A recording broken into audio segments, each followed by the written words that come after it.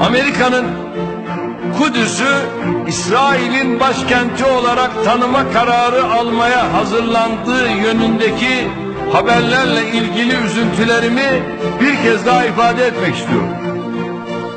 Kudüs, Sayın Kral, Müslümanların kırmızı çizgisi.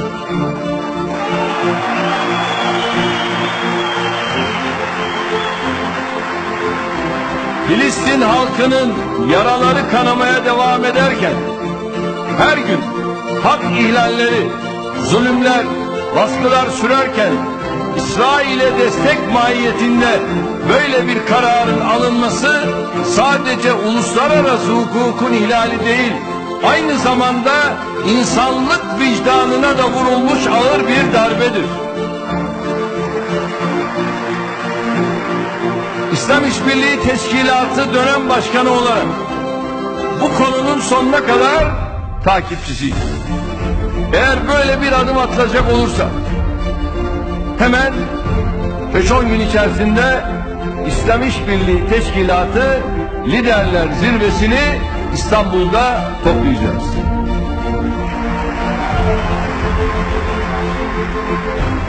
Ve sadece bununla da kalmayacağız. Bu liderler zirvesiyle beraber de çok daha önemli etkinliklerle tüm İslam dünyasını o zirvede hareketlendireceğiz. Zira sıradan bir olay değil bu. Amerika bütün işleri bitirdi de şimdi bu mu kaldı?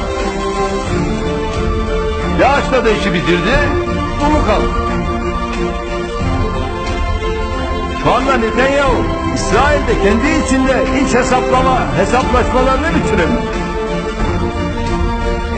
Ve biz kesinlikle son ana kadar buradaki mücadelemizi kararlılıkla sürdüreceğiz.